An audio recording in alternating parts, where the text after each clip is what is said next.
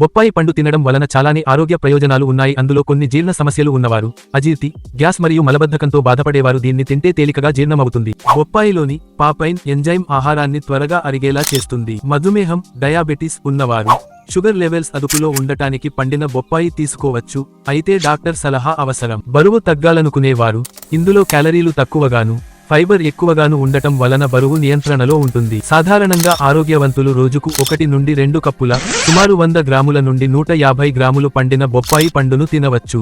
గర్భిణీ స్త్రీలు బొప్పాయి పండుని అసలు తినకూడదు.